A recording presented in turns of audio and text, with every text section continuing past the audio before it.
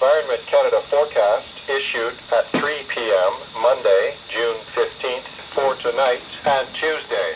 Marine forecast. Well, this is the Canadian Weather Service on 162.550, which is the equivalent of the US NOAA Weather Radio, Canadian version, and they use the same frequencies. So, little video to show you a few things that I've purchased here, and continuing to find a way to maybe try to lower noise and everything. So I'm still waiting for my SMA cables, which should come this week by mail. But I bought myself this little metal box with my drill. I will actually do holes, and I'll put the Soft66 in here with the holes for the cables, and also the USB, the light, the little switch, so everything will be accessible by the sides. But I'll be putting it in there, and I'll be putting a little something probably to use this metal box as a heat sink at the same time, because this thing comes so hot that you can actually burn yourself just by touching here. And so by, you know, using the box as a heat sink at the same time, it's going to help cool it down a little bit, because it is really hot when it runs. And actually it's so hot that from start to about 15 minutes in use, it drifts in frequency a little bit. But after about 15-20 minutes, I've seen that it stabilizes and works pretty well. So I'll be doing that. I bought many little USB cables, micro USB, to plug in the device, because I'll be trying all sorts of things. For example, I've tried, just for the fun of it, to put a little Tord cord that I had here and roll the USB a lot on it. Doesn't change anything, doesn't, you know, seem to lower noise or anything. I'm not even sure yet that the noise comes from the computer. I'm not very convinced about that, but it is still a possibility. So I bought USB cables, and I saw some tricks on the internet. One is that you remove the shielding here. You see that the connector has metal here, and the other micro connector is also metal at the top. So one video says, well, you know, remove the contact of that shield so that it doesn't connect from one end to the other. Apparently it can lower noise. Not sure.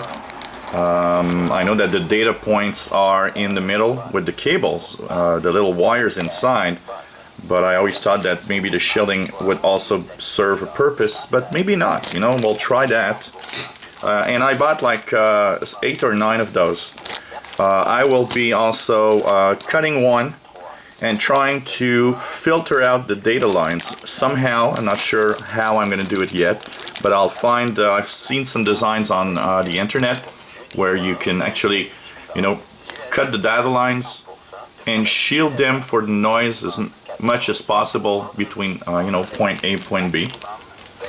So all of that, and of course, to continue on my antennas, I've bought another 30 meters of 24 gauge wire, and we'll be using that as some kind of antenna. I'm not sure yet how I'm going to position it. So this is, of course, in the continuing effort to you know, tune the bands, try to lower the noise of the Soft66.